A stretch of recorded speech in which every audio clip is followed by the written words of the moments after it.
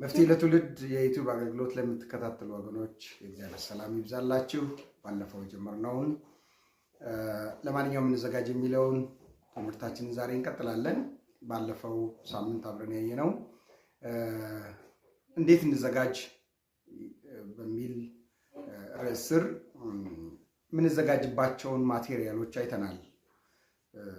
በአንደኛ ጴጥሮስ ምዕራፍ 1 ምዕራፍ 2 ከቁጥር 1 እስከ 7 ባለው ክፍል ላይ የተብራራውን ሐሳብ እሱን ያየነው።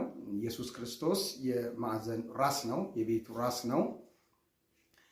አማኞች ሁሉ ደግሞ የመጡ በኢየሱስ ላይ የተገጠሙ እንደ ሕያዋን ድንጋዮች በዛ ላይ መንፈሳዊ ቤት ለመሆን እንዴት እንደምንሰራ የምንሰራው ደግሞ በእግዚአብሔር ቃል እንደሆነ የእግዚአብሔርን ቃል ማጣጣም የእግዚአብሔርን ቃል ማንበብን መለማመድ መንፈሳዊ ሕይወታችንን እንዴት እንደሚገነባ እሱን ክፍል ነው አብረን ያየነው። ባለፈው ሳምንት አንደኛ ጴጥሮስ ምዕራፍ 2 የሚለውን ጴጥሮስ የሚለውን ጢሞቴዎስ ብያለሁ፣ በጣም ይቅርታ፣ ጴጥሮስ ለማለት ነው። ስለዚህ የሰው ሕይወት የሚገነባው የሰው ሕይወት የሚሰራው የሚዘጋጀው በእግዚአብሔር ቃል እንደሆነ እሱን ለማሳየት ሞክሬያለሁ። በኢየሩሳሌም የነበረው ቤተ መቅደስ የእስራኤላውያን ቤተ መቅደስ በጥንት ዘመን የነበረው ሰለሞን ቤተ መቅደሱን የሰራው ዝም ብሎ ባገኘው ዕቃ አይደለም።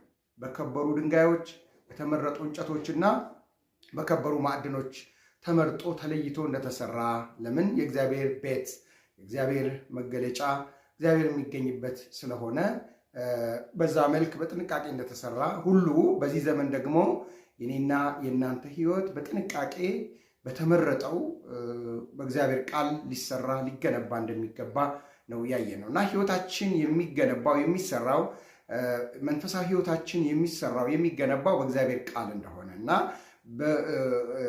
የዚህ ቤት ምሰሶ የማዕዘኑ ራስ ድንጋይ ማዕዘኑ ወሳኙ ደግሞ ጌታችን ኢየሱስ ክርስቶስ እንደሆነ ሁላችንም ስንድን መተን እሱ ላይ እንደምንገጥምና መንፈሳዊ ቤት ሆነ እንደምንሰራ እሱን ነው አብረን ያየ ነው። ዛሬ ደግሞ የምናየው ለምንድን ነው የምንሰራው? መቼም ዓላማ ይኖረዋል እና ለምንድን ነው መንፈሳዊ ቤት ሆነን የምንሰራው? ለምን ዓላማ ነው? ለምንድን ነው የሚፈለገው ሕይወታችን የሚለውን እሱን አብረን ዛሬ እናያለን።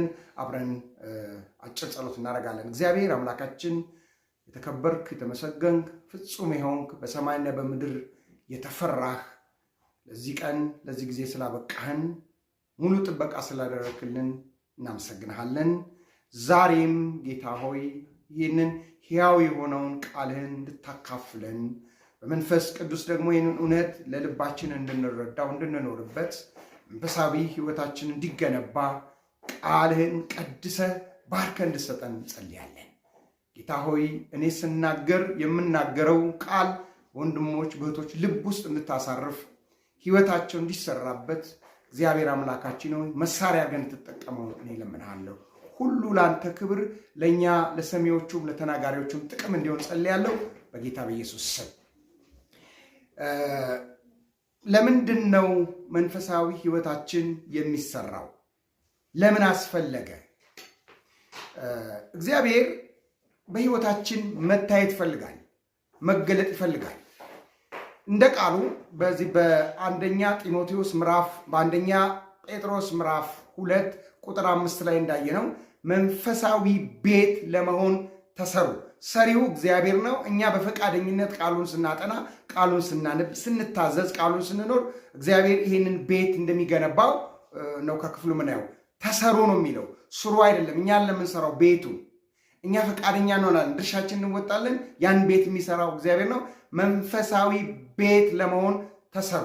መንፈሳዊ ነገር ሲፈለግ የማይታጣበት ቤት፣ የክርስቶስ ባህሪ ሲፈለግ የማይታጣት ቤት፣ የእግዚአብሔር ማንነት ሲፈለግ የማይታጣበት ቤት ማለት ነው። የእግዚአብሔር ቤት ለመሆን ማለት ነው።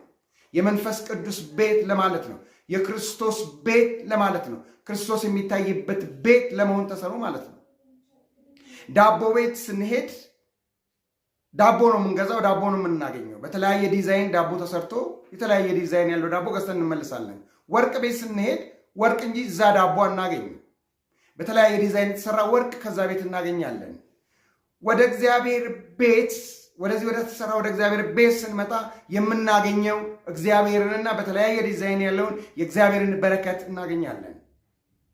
ወገኖቼ በዚህ ዘመን ትውልዱ የሚፈልገውም የሚያስፈልገውም የተቀቡትን ሰዎች ሳይሆን ማዕረግ ያላቸውን ታይትል ያላቸውን ሰዎች ሳይሆን ሐዋርያ፣ መጋቢ፣ አስተማሪ፣ ወንጌላዊ፣ ነቢይ ሳይሆን የሚያስፈልጋቸው እንዲህ የተሰራ ክርስቶስን ሊያሳይ የሚችል ሕይወት ነው። ሐዋርያ ሆኖ የተሰራ ሕይወት የሌለው የተሰራ ቤት መንፈሳዊ ቤት የሌለው ነቢይ ሆኖ መንፈሳዊ ቤት ያልሆነ የተቀባ ተብሎ የተቀባው ኢየሱስን የማያሳይ ከሆነ ለትውልዱ መፍትሄ ሊሆን አይችልም።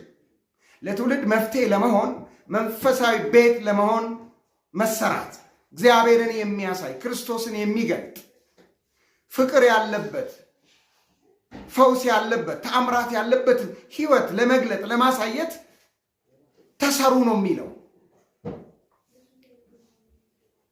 ሰዎች ወደኛ ሲመጡ ትውልድ ወደኛ ሲመጣ እግዚአብሔርንና በእግዚአብሔር ውስጥ ያለውን በረከት እንዲያገኝ የተዘጋጀ ሕይወት ማለት ነው። ይህን ሳስብ ሐዋርያ ሥራ ምዕራፍ 3 እሱ ታሪክ ትዝ አለኝ። በሐዋርያ ሥራ ምዕራፍ 3 ላይ ጴጥሮስ እና ዮሐንስ ሉቃስም አብሯቸው ይኖራል። ወደ ቤተ መቅደስ የጸሎት ሰዓት ደርሶ ሲሄዱ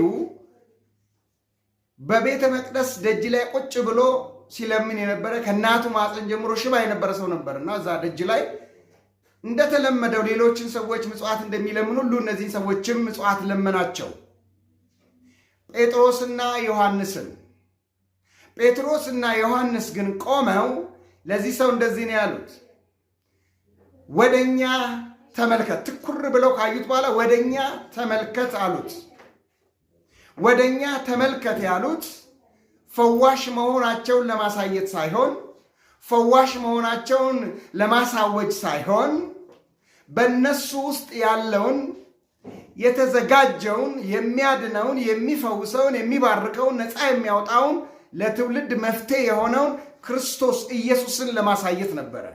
ወደኛ ተመልከት ካሉት በኋላ ኢየሱስን ያሳዩት። እኛ ብርና ወርቅ እኔ ብርና ወርቅ የለኝም፣ ያለኝ ግን አያችሁ የጎላ የደመቀ ሊገለጥ ሊታይ መፍትሄ ሊሆን የሚችል ኢየሱስ በውስጡ ነበረ በጴጥሮስ ውስጥ።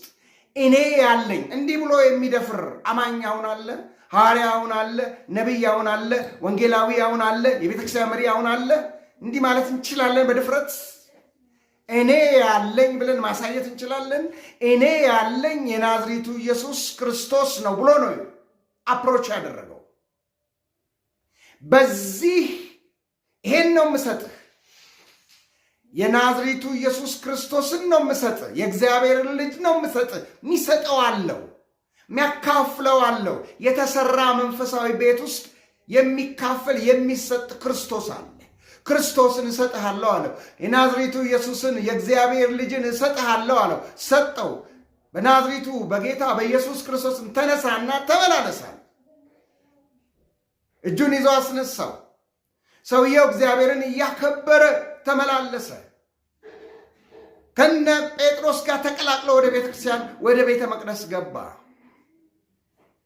መፍትሄ ሊሆን የሚችል ክርስቶስን ለሰዎች አሳይተን ሰዎችን ከችግር አላቀን፣